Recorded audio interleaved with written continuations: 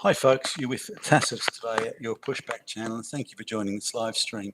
In this essay, I'd like to talk about the use of Western real estate in the bigger cities, like Sydney and LA and Vancouver and London and so on. The use of Western real estate as some massive money laundering scheme.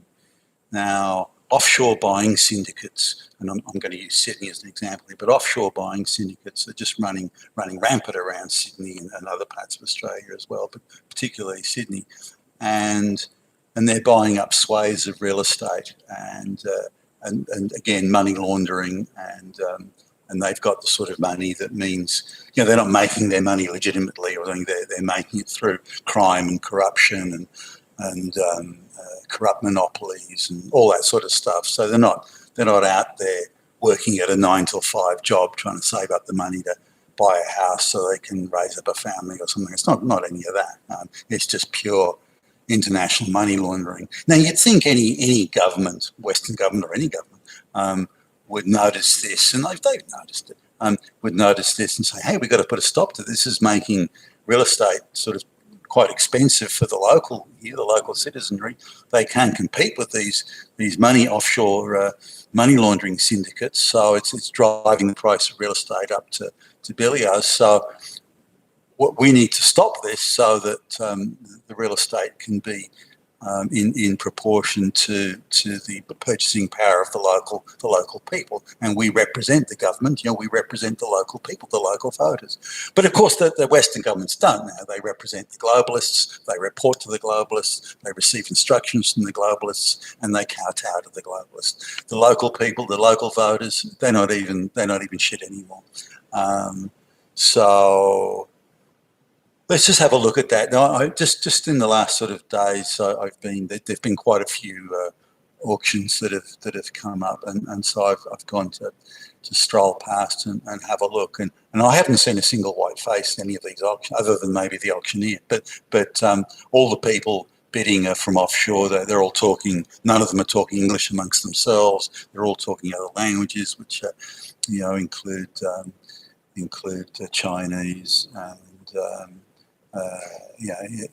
various Indian dialects and Russian. I mean, you name it. It's anything but English is being spoken at these auctions, and they're pretty cashed up. Now, I'll give you an idea of just how crazy it is. There's a couple of students from a lower, you'd say a mid-range nation. The average income is maybe $8,000 a year. So they're kind of in the middle range, maybe a little bit below the middle of the middle range. So it's not a rich country. It's a very corrupt country, and there's no such thing as free and fair elections, and there's a lot of monopolies there, a lot of corrupt goons, drug lords, the whole 9 yards. And so a couple of kids come over. They going to become students, and they do a bit of study something in a Western country, and then a few years later, they own $10 million worth of real estate. And it doesn't happen like that. So they really just came here to get citizenship, and then to use the citizen or the residency, and to get to be able to go out and buy lots and lots of real estate. Or there's an illiterate peasant Chinese cleaner. He works part-time as a cleaner, and he owns four properties in a nice middle class area. They're between sort of $900,000 and say $1.3 million a piece. These properties. So these are just two examples, and the list goes on. There's Indian syndicates, and there are people that own 200-300 properties. These offshore buyers own 200 or 300 properties, often using it through proxies, local proxies, to buy it up for them.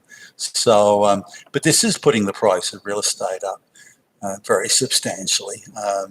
So even in a 2-income household, both making the average wage, property is still, even with 2 wages rather than the single wages it would have been, say, in 1970. But so relative to household income, where there are 2 full-time workers, then real estate is still 30% more expensive, even on 2 incomes, than it was in 1970. And if you look at say, compared to 1970, real estate is 230% more expensive relative to purchasing power. So it just gives you an idea of how far the real estate market has gone in terms of being overpriced. So if you say the average price of a house in Sydney is now just over $1 million. Now, if that was readjusted for 1970 levels of purchasing power, so if that was readjusted or current pricing power relative to what it was in 1970, then that house wouldn't be over $1 million. It would be around $330,000. So that gives you an idea of just how far the real estate market's gone in terms of appreciation. Now, this is a direct attack on the middle class, because middle class Australians aren't international drug lords and from money laundering syndicates. They're just normal Joes with an ordinary job, and they have to look at their pennies and make sure they can afford the mortgage and so on. So it takes two of them to work now just to even have a hope of affording a house or a place. It could be an apartment or something in a middle class area. And but because of that, that not, instead of having 2.4 children, they're now having 0.7 children. They're having and there's a lot of couples that I know, and they're both in their 40s now. They decide, no, can't afford children, just can't afford it. And if we do have children, we can't afford to give them the life that we want to give them. So we're just not going to have children. Why bring children into the world if you can't give them the life that you want to give them? And you could say it's selfish. These people say, well, I don't want to have kids because it costs too much, which means I have to give up something in my life in order to be able to afford the kids. So that idea of that sense of duty to procreate certainly gone, or diminished at least. But because two incomes are needed, full-time jobs, people have quite reasonably given up the idea of having children or having as many children. So this is something that's impacted the middle class, and the middle class can't recreate itself, not even close. And this is one of the main reasons, is the additional cost of living, that it takes two incomes to do this, rather than one, as it did in the 1970s or even the early 1980s and so on. Now, I just want to come back to the cost of, just look at the mathematics of it. Let's assume around $1 million for sake of argument for an average priced house. I'm looking at Sydney here. Now, that's nothing fancy. Really, if you want to be in a middle class, with tree-lined streets and that sort of thing, you've really got to pay about $2 million now in Sydney. So for a house, which won't be anything fancy. It'll be nice enough. It'll have 3 bedrooms and a couple of bathrooms. It'll have a nice yard, maybe a small pool or something in the backyard, that sort of thing, carport or a garage. It'll be a nice enough place, but it'll be in a kind of nice area. It won't be drug dealers on the street corners and people with missing teeth and tattoos running around everywhere, giving you death stares and that sort of thing. So it'll be a nice enough area, but you've got to pay $2 million for that now in Sydney. Now let's have a look at $1 million, which is the average, and this may not necessarily be a house. It could be an apartment, for example. But let's look at $1 million now. On the mathematics of it, that there's an assumption that you'll have $150,000 deposit. Now, saving up $150,000 while you're paying rent, you'd have to be living with your folks, and they'd have to be paying for everything, and you'd have to save every penny you've got for, if you're earning, say, on an average wage, it would take you, say, 5 years, 6 years of very disciplined saving to put that together. Now, on top of that, you get all the banking fees and all the one-off fees and government fees and so on in buying a house. So you've got to cough a fair bit of cash for that. So let's round it off and say you'd need really to go into that deal with $200,000. This is assuming the place you're buying didn't need any remodeling or refurbishment or anything like that.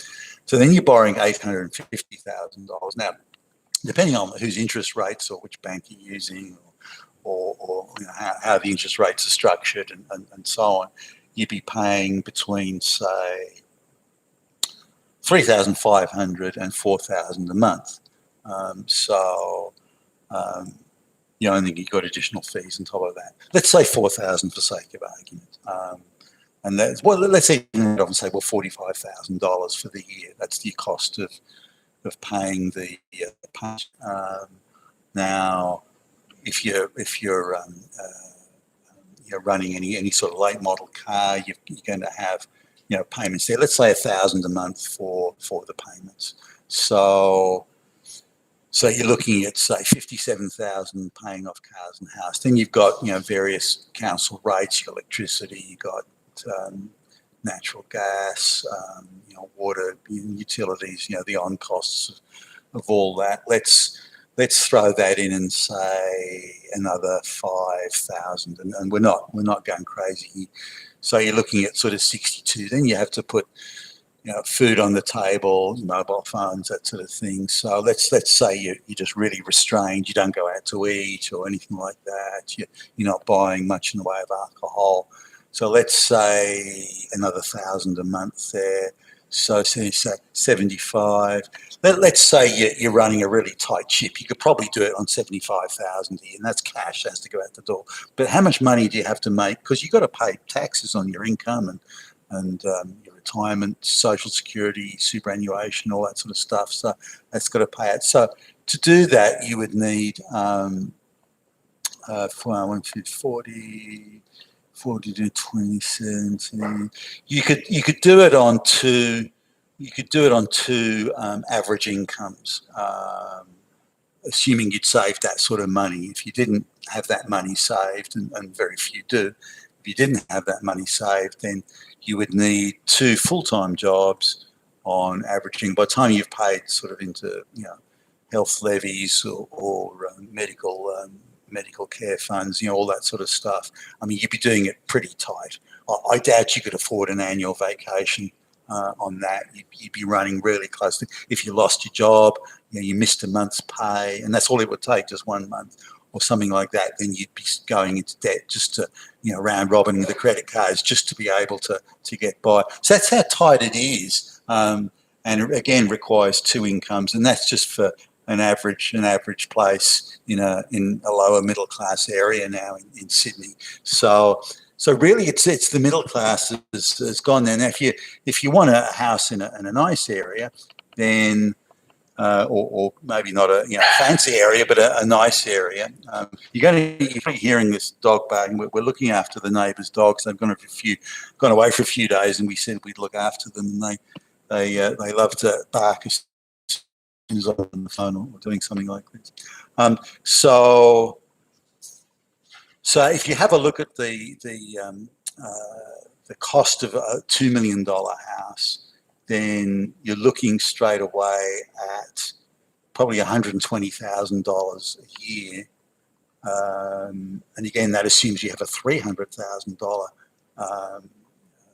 deposit to put in there, which is unlikely. Very few people would have that.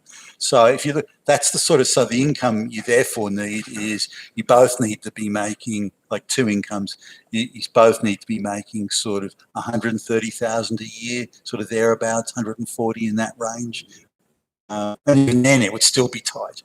So, and you know, in that sort of household income, you're already sort of looking in the top 15% of households in terms of that level of income. So it just shows you how few people can afford to play even in that league, which is in a decent area, which is now the average. So until something's done about these buying syndicates that are artificially pushing up the price of real estate, and it's everywhere now. You know, you've got 23-year-old kids from India that are buying $5 million houses, that type of thing. Until that's dealt with, I don't think the prices can return to normal. Without prices returning to normal, that is reflecting the purchasing power of the local people, the local citizenry. And today, your Pushback channel, and thank you for listening.